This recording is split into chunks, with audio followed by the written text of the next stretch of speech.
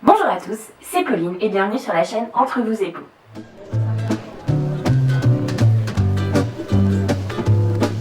J'espère que vous allez bien.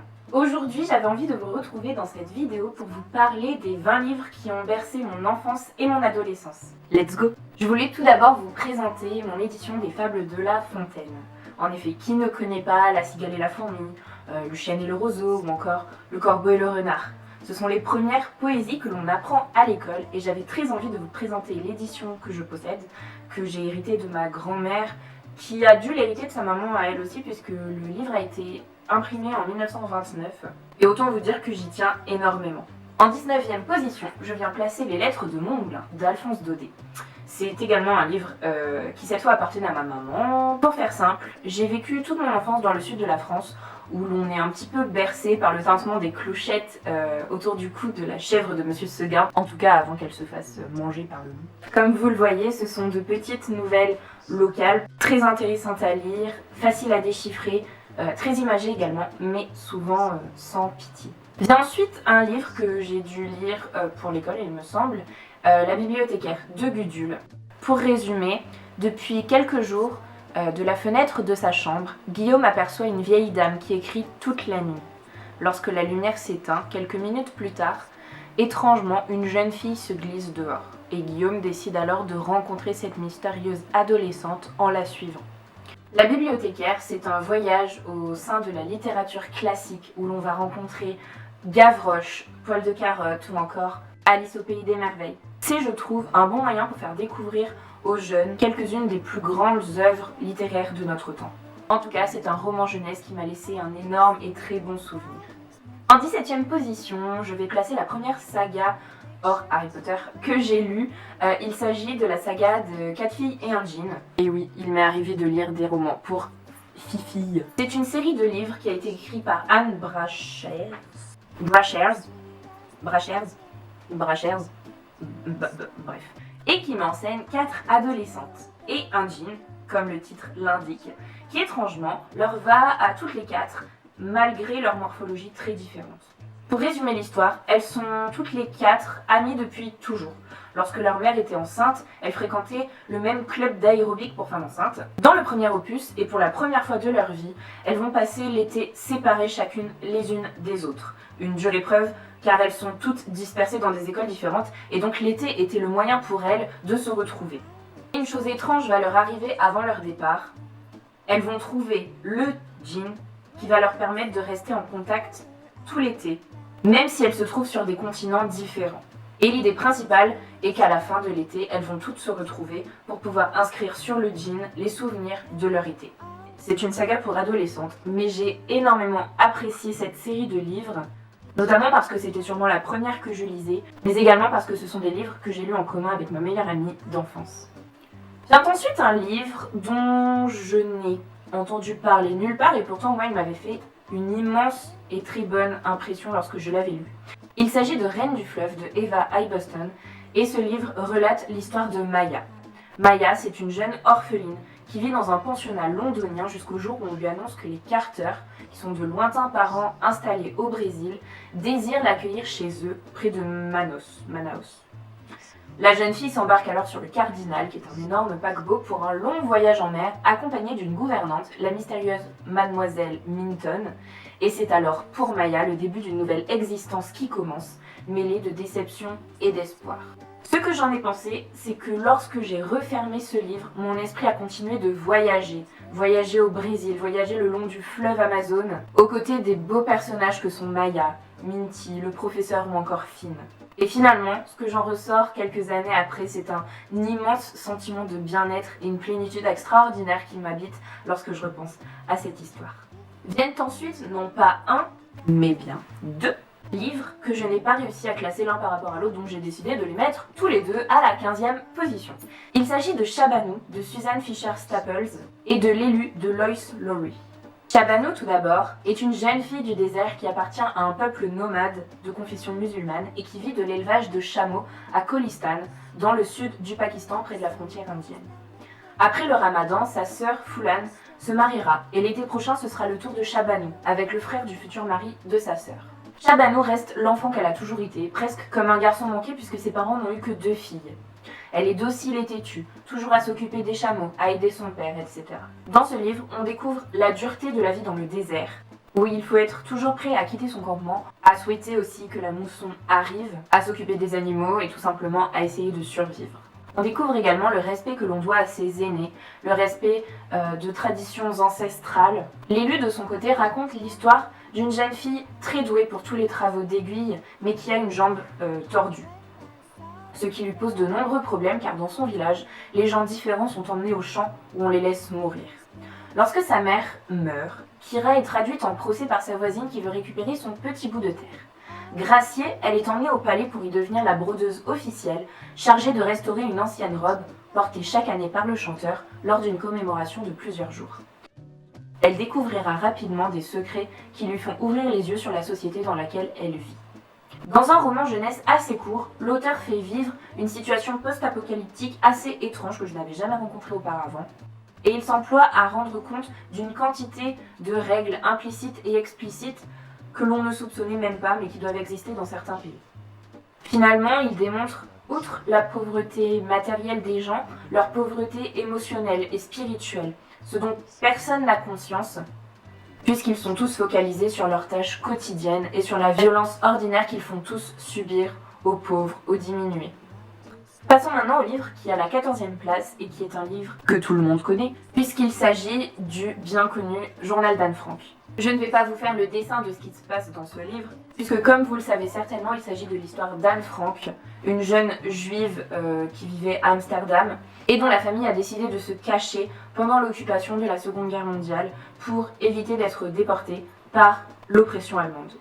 Ce qui frappe dans ce livre, c'est tout d'abord le caractère très adulte d'Anne Frank, qui nous amène à s'attacher à cette jeune femme. On a des réflexions très poussées sur le contexte historique de l'époque, sur l'antisémitisme, sur la vie d'adolescente tout simplement, puisqu'il ne faut pas oublier que Anne Frank avait 12 ou 13 ans. J'ai trouvé les réflexions sur la religion exceptionnellement matures. J'ai adoré voir l'évolution du personnage. Au début, Anne Frank est une simple adolescente, banale, qui va progresser et va devenir une jeune littéraire, si je puis dire, voire carrément philosophe, qui défend avec vigueur ses principes et ses valeurs.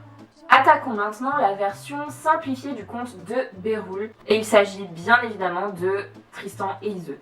Pour résumer le livre, Tristan est d'origine cornique, en gros, il vient du pays de Cornouailles, et c'est l'un des chevaliers de la table ronde. Il est le fils de Blanchefleur et de Rivalin, et c'est également le neveu du roi Marc de Cornouailles. Celui-ci l'envoie chercher Iseut en Irlande afin qu'elle épouse le roi. Cependant, durant le voyage, Tristan et Iseut vont voir un filtre d'amour par inadvertance et vont donc tomber amoureux l'un de l'autre. Malheureusement, les noces entre Iseut et le roi sont tout de même prononcées et au lieu de l'amour, les amants ne connaîtront que le désespoir. Finalement, ils décident de s'enfuir et je garde comme de nombreux lecteurs, je pense, l'image de Tristan et Iseut dans leur tente, couchés, allongés, endormis, où leur impuissance face à la situation et leur piété est traduite par une simple épée qu'ils allongent entre deux afin de prouver leur chasteté et la pureté de leur amour. Personnellement, c'est une histoire qui me fait grandement penser à celle de Lancelot et de Guenièvre, bien que l'histoire de Lancelot et de Guenièvre, elle, soit consommée de façon beaucoup plus charnelle. Je garde en mémoire que ce n'était pas un livre très simple à lire, mais c'est assez court et c'est culturellement hyper bénéfique. En gros, c'est une histoire qui ne peut pas passer à la trappe. Deuxième lecture, si je compte bien, il s'agit de L'étrange cas du Dr Jekyll et de Mr Hyde de Robert Louis Stevenson. C'est un classique du roman fantastique qui m'a fait frissonner et rien que de relire la 4e de couverture, je replonge dans cette ambiance particulière qui m'a donné envie de lire davantage de classiques. En un peu moins de 100 pages, on passe de l'enquête policière basique menée par Mr Utterson, un notaire ami du Dr Jekyll, à une apothéose fantastique, scientifique, psychologique et philosophique, avec le journal du Dr Jekyll qui révèle le fin mot de l'histoire. Et durant tout le long du roman s'alternent les phases plus lumineuses où le Dr Jekyll est absolument charmant, raffiné et tout à fait cordial, et les moments bien plus sombres de l'histoire, en compagnie de la violence de Mr Hyde, qui peut tuer par hasard, comme ça, pour son simple et grand plaisir. C'est d'un délice très très court à lire et qui corrobore le mythe de l'homme au double visage ou aux multiples facettes qui fascinent l'homme depuis... La ruelle est sombre, la silhouette furtive, l'homme pressé. Une fillette, par mégarde, le heurte. Et l'irréparable se produit. L'homme la jette à terre, la piétine et s'éloigne, sans cesser de sourire. Brrr. 11e place de ce top. Il s'agit de Paul et Virginie de Bernardin de Saint-Pierre. Pour faire simple, et selon Wikipédia, bah ouais, je trouvais leur définition jolie et poétique et juste parfaite quoi. Paul et Virginie sont élevés comme frères et sœurs par deux mères françaises monoparentales qui se sont réfugiées dans la splendeur naturelle des paysages tropicaux du Nil et dans l'isolement du reste du monde sur l'actuelle île Maurice. Ils mènent une vie idyllique, baignant dans la vertu, la simplicité et l'altruisme, vivant du travail de leurs mains et de ce que leur prodigue la nature. Lorsque pointe l'adolescence, Virginie sent naître en elle un sentiment amoureux qu'elle ne sait pas encore nommer. Les deux mères s'entendent pour marier leurs enfants qui, de tout temps, se sont si bien entendus, mais jugent qu'il serait encore trop tôt pour se faire. Sur l'entrefaite, la tante de Madame de la Tour, qui est la maman de Virginie, propose à celle-ci d'envoyer sa fille en France où elle pourra bénéficier de son riche héritage. Ainsi, Virginie part 2 ans. Paul, dans ce laps de temps, apprend à lire et à écrire pour correspondre avec sa bien-aimée, mais lorsque celle-ci rentre enfin sur l'île, le bateau est pris dans une tempête terrible. Virginie meurt sous les yeux de Paul, et un drame n'arrivant jamais seul, il décédera peu de temps après, de chagrin, suivi par les deux mamans, éplorées, ayant perdu leurs enfants.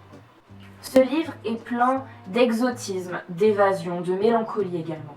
Il se situe aux prémices du romantisme, et la plume est maniée avec l'élégance de l'époque, qui traite autant de la simplicité de la vie sauvage que de la douceur de vivre, loin des intrigues de la cour, du rejet des femmes ayant eu un bébé toute seule à cette époque, et bien entendu de la condamnation voilée de l'esclavagisme qui faisait cour à cette époque.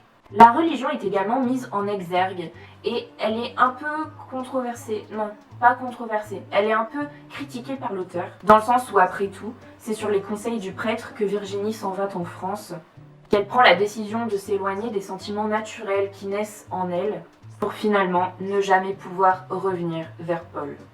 En vrai, c'est une histoire super triste.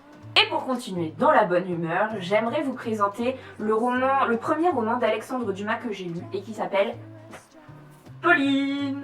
Non, je n'ai pas lu ce livre uniquement parce qu'il portait mon prénom, mais parce qu'il était assez court, alors que les autres grands classiques de Dumas sont des gros pavés, Les Trois Mousquetaires ou encore Le Comte de Monte Cristo, enfin c'est vraiment inattaquable quand on a 10 ans. C'est le premier roman gothique de Alexandre Dumas. L'histoire de Pauline tourne autour de 3 personnages principaux. Pauline de Meulien, Horace de Beuzeval et Alfred de Nerval. Au début, c'est Alexandre Dumas, qui est un personnage du livre et qui est également le narrateur, qui retrouve un vieil ami, Alfred donc, qui lui raconte l'histoire étrange de cette Pauline. Un jour pris dans une tempête, Alfred trouve refuge dans une abbaye en ruine en Normandie. Il y passe la nuit et surprend un homme singulier en train de chercher je ne sais quoi sous une pierre tombale. Bref, il rentre le lendemain à Trouville et apprend le décès prématuré de Pauline, la jeune femme dont il est amoureux depuis toujours. Fou de chagrin, il va alors se rendre compte, lors de l'exposition du corps, que la jeune femme qui repose dans le cercueil n'est pas Pauline. Il décide de mener sa petite enquête qui va le conduire à la fameuse abbaye, où il va retrouver Pauline, bien vivante, dans les catacombes de l'abbaye, mais malheureusement, la jeune femme a été empoisonnée. La seconde partie du livre est narrée par Pauline, qui va raconter le pourquoi du comment de son mariage avec un conte un petit peu spécial, le conte de Beuzeval, dont elle est tombée sous le charme. Un homme qui semblait avoir bien des choses à cacher. J'ai souvenir de ce livre, la mise en scène très sombre mais réussie, autour de différents environnements. Un mariage raté et tragique, une jeune fille trop curieuse, des brigands, des tempêtes, des crimes terrifiants. Je me souviens également que l'Écosse était dans le récit mise à l'honneur à un moment puisque Alfred et Pauline vont y faire un voyage. Vous l'aurez deviné, j'avais adoré ces passages. Maintenant, un de mes livres préférés, qui est une pièce de théâtre bien étrangement. Il s'agit de Cyrano de Bergerac de Edmond Rostand. Comédie héroïque ou drame romantique, cette pièce de théâtre a été écrite en 5 actes et uniquement en vers. Je ne sais pas si vous vous rendez compte de la chose. Cyrano de Bergerac a été porté en représentation pour la première fois à Paris je l'ai noté là, le 28 décembre 1897, voilà, au théâtre de la Porte Saint-Martin pour être plus précise.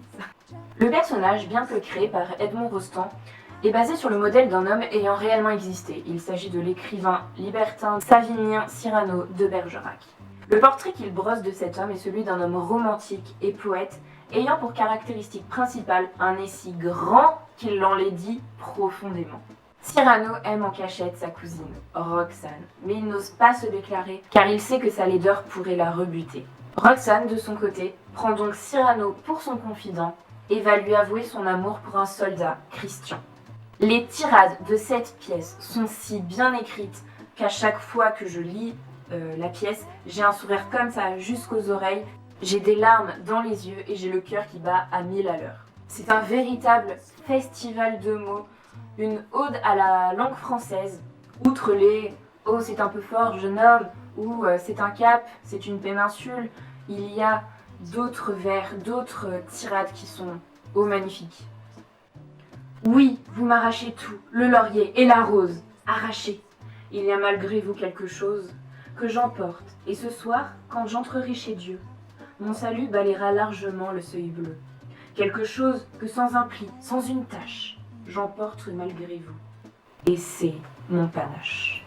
On passe pour la 8e position à un livre non pas plus léger, mais beaucoup plus conséquent. Il s'agit du livre « Les oiseaux se cachent pour mourir » de Colin McCullough. Ce livre offre une passionnante saga familiale sur 3 ou 4 générations, avec en toile de fond une fresque historique de l'Australie qui s'étale des années 1915 à la fin des années 60, il me semble. On suit la famille Cleary, qui part de Nouvelle-Zélande pour aller s'installer en Australie dans le domaine familial de Drogheda. Les personnages sont tous attachants, d'autant plus qu'on les suit sur plusieurs générations. On apprend également de nombreuses choses sur la vie des éleveurs dans ces terres hostiles et arides. Alors certes, l'histoire va se concentrer sur Maggie, la petite dernière de la famille Cleary, et sur son histoire avec le père Ralph de Bricassard, mais j'ai trouvé le livre bien plus profond que ce que la série a bien voulu nous montrer. Selon une légende, il est un oiseau qui ne chante qu'une seule fois de toute sa vie, plus suavement que n'importe quelle créature qui soit sur terre. Dès l'instant où il quitte le nid, il part à la recherche d'un arbre, aux rameaux épineux, et ne connaît aucun repos avant de l'avoir trouvé. Puis, tout en chantant à travers les branches sauvages, il s'empale sur l'épine la plus longue, la plus acérée. Et en mourant, il s'élève au-dessus de son agonie dans un chant qui surpasse celui de l'alouette et du rossignol. Un chant suprême dont la vie est le prix. Et on passe maintenant à un livre plus enfantin, on va dire, puisqu'il s'agit des 4 filles du Docteur March. Classique parmi les classiques, ce roman est palpitant. Alors certes, il a un décor que l'on pourrait qualifier de serein, de pépère, puisqu'on est dans un cottage exclusivement habité par des femmes. Mais je trouve que les portraits psychologiques qui sont dressés dans ce livre sont absolument extraordinaires. L'autrice nous plonge dans un épisode tragique de l'histoire des États-Unis d'Amérique, la guerre de sécession. Alors, rassurez-vous ici, point de scène de combat, puisque Louisa May Alcott nous invite dans le foyer de Madame March, dont le mari est parti à la guerre, et de ses 4 jeunes filles. On a donc Margaret, aussi appelée Meg, qui est l'aînée, une grande romantique, âgée de 16 ans. Ensuite vient Jo, ou Joséphine, qui est l'héroïne de cette histoire, qui est personnellement, et comme beaucoup d'entre vous, mon personnage préféré. Elle se décrit comme un garçon manqué, mais elle est sans doute le personnage le plus émouvant, le plus profond de cette histoire. Ensuite, Beth, ou Elisabeth, qui est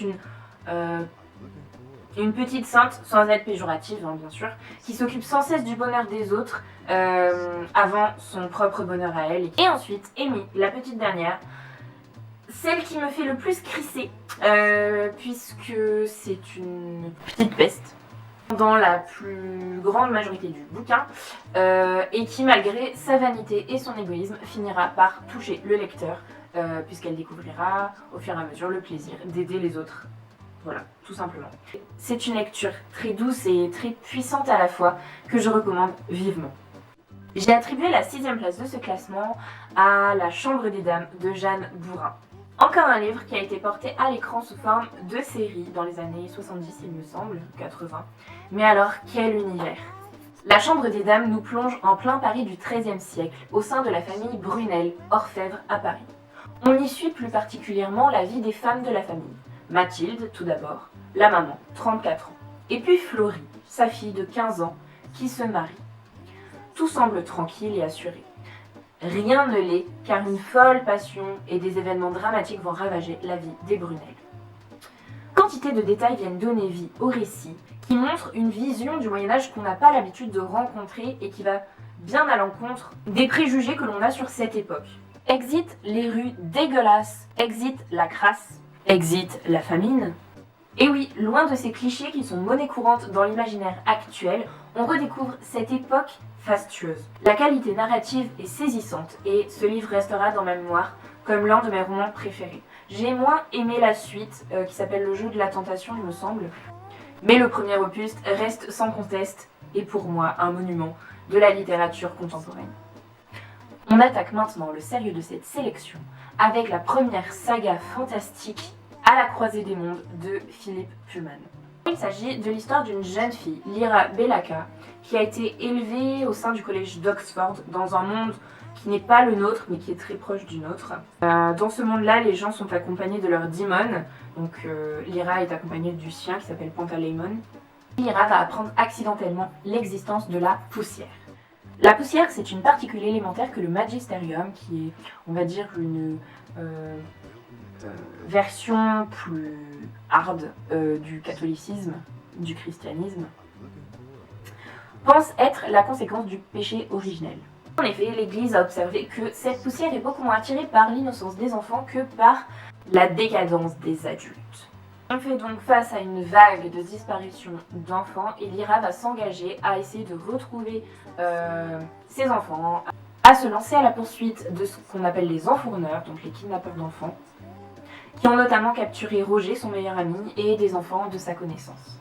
C'est un univers riche que l'on pourrait rapprocher du style steampunk, je pense, tout en restant très fantastique. Et les 3 romans sont très différents les uns des autres, de par leur atmosphère, de par l'environnement dans lequel ils prennent vie. C'est une lecture assez complexe, il me semble, en tout cas j'ai mis beaucoup de temps à lire le tome 2 et le tome 3. Mais cette saga reste dans ma mémoire comme étant l'une des meilleures que j'ai lues dans le style fantastique. La 4e place de ce classement revient à un énorme pavé qui en réunit en réalité 7. Il s'agit des Chroniques de Narnia de Lewis. 3 des 7 livres de ce recueil sont désormais bien connus aujourd'hui pour avoir été portés à l'écran. Il s'agit de L'armoire, le lion et la sorcière blanche, de du prince Caspien, et le dernier, le passeur d'aurore. A nouveau, on a affaire à un univers complexe qui s'étale dans le temps. On retrouve les mêmes personnages suivant les livres que l'on lit. Et en réalité, je ne sais pas si ça vaut le coup que je vous le présente, parce que vous le connaissez tous, je pense. Pour faire bref, Narnia, c'est un monde imaginaire où les animaux parlent, les bêtes mythiques abondent, la magie est courante. Et au fil des livres, on va apprendre l'histoire de Narnia, de sa création à la fin du monde, il me semble, à sa destruction. Personnellement, mon livre préféré est celui du cheval et de son écuyer. Et je trouve que c'est un concentré de références mythologiques absolument saisissant qui donne vie à cet univers de façon très intelligente. Roulement de tambour pour connaître le podium de cette sélection. La 3e position est attribuée à La Nuit des Temps de René Barjavel, un livre que j'ai déjà traité sur le blog. Si vous voulez aller voir, je vous mettrai le lien dans la description. Il s'agit du premier roman de science-fiction que j'ai lu, que j'ai préféré depuis que j'ai commencé à lire de la science-fiction. C'est également l'un des livres favoris de ma maman qui me l'a conseillé lorsque j'étais beaucoup plus jeune. D'ailleurs, le livre lui appartenait. C'est un voyage en Antarctique entrepris par des scientifiques français qui vont découvrir une émission radio à plusieurs kilomètres sous la croûte terrestre. Et donc ils vont creuser jusqu'à l'émetteur sous la glace à 4 ou 5 km sous terre. Et ils vont finir par découvrir une capsule en or absolument gigantesque qui révèle 2 corps en quasi parfait état de conservation, un homme et une femme. Finalement, des scientifiques du monde entier vont s'allier, vont main dans la main essayer de réveiller ces 2 êtres vivants, essayer de les comprendre puisqu'ils ne parlent pas la même langue et essayer d'appréhender leur histoire. Ils vont tomber des nues puisqu'ils vont apprendre qu'il y a 900 000 ans, des hommes et des femmes vivaient dans une harmonie somme toute relative en ce pays qui se nommait Gondawa. Entre autres choses, on va suivre l'histoire de Eléa, la jeune femme qu'ils réussissent à réveiller. Eléa et son amant, son mari, son ami, Païkan. Et donc, le livre va brosser un portrait de cette société idyllique bien plus avancée que la nôtre. Je reprends la conclusion que j'avais mise sur le blog. C'est une pépite à lire absolument avant de mourir. La deuxième position revient aux œuvres de Pierre Bottero. J'ai nommé La Quête des Willan, Les Mondes des Willan, la trilogie Elana, également la trilogie sur l'autre et le tome des âmes croisées qui malheureusement était censé être le début d'une trilogie mais qui restera tout seul de par le décès prématuré de son auteur. Pierre Bottero, imagination foisonnante, plume absolument ravissante, emmène dans un monde qu'il crée de toutes pièces avec des choses existantes du monde actuel et je ne sais pas quoi vous dire de plus sinon allez lire ses livres. Les livres relatifs à la quête des Willan sont les premiers que j'ai lus de lui. Ils sont absolument extraordinaires. Peut-être orientés un peu adolescent, mais honnêtement, même à 26 ans, je m'y replonge avec grand plaisir. Je ne m'ennuie jamais, j'ai toujours la larme à l'œil au même moment, même si je sais ce qui va se passer. Et je trouve la Gwendalavir absolument fascinante. Il a un monde à lui très spécial, mais il arrive à nous y emmener sans problème. Ces personnages ont une profondeur inouïe. En fait, il n'y a pas de personnages qui servent juste à faire avancer l'histoire.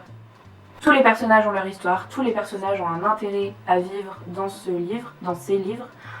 Les sagas, les trilogies sont toutes reliées les unes aux autres par un quelconque biais, et ça j'adore parce on le voit pas forcément venir, mais finalement quand on met le doigt sur les similitudes et sur les points communs, on se dit oh mon dieu, mais c'était prévu.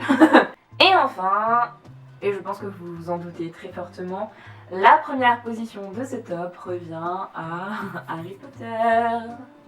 Et oui, je suis de la génération Harry Potter, les premiers livres. Avant même que le premier film ne sorte en salle, j'avais déjà les 3 premiers tomes sur ma table de nuit. Bien que j'ai eu un petit peu mal à passer le premier chapitre du premier tome. Par contre, quand j'ai su qu'un film allait être adapté de ce livre, je me suis rejetée dessus. Et puis je crois que je l'ai lu en 3 jours, 2 jours, enfin, comme j'étais en CM1, CM2, non, CE2. Je les ai dévorés et puis après ça, mon engouement pour l'univers de J.K. Rowling n'a jamais faibli, n'a jamais cessé même de progresser. J'ai lu les livres en français un nombre incalculable de fois, surtout les premiers, on va dire jusqu'au 5. Ouais, je crois que j'ai dû les lire au moins 60 fois chacun, mais sans déconner, hein. Au moins 60 fois chacun. J'étais de mes 7 ans jusqu'à mes 19 ans. J'avais toujours des Harry Potter en cours de lecture, donc ouais, ça va vite, hein, une 60e de fois, en plus je lis vite, donc voilà. J'ai bon espoir de faire une vidéo spéciale goodies Harry Potter et tous les objets Harry Potter que je possède, donc je pense que je vous garderai un peu la surprise pour cette vidéo-là. Mais quoi qu'il en soit, voilà, Harry Potter, mes livres de cœur, qui ont bercé toute mon enfance, mon adolescence, et qui continuent encore aujourd'hui à me faire rêver. C'est tout pour cette vidéo, j'espère que ça vous a plu. N'hésitez pas à me faire part de vos commentaires, des livres qui vous aussi vous ont inspiré, vous inspirent toujours, qui ont bercé votre enfance, votre adolescence. Je serais ravie de découvrir avec quoi vous avez grandi. Si vous avez aimé cette vidéo, n'hésitez pas à lâcher un petit pouce bleu, à vous abonner surtout. Et puis il me reste à vous souhaiter de très bonnes lectures. J'espère que vous avancez bien dans votre Pumpkin Autumn Challenge. Et je vous fais plein de gros bisous, je vous dis à la prochaine. Like to start a family.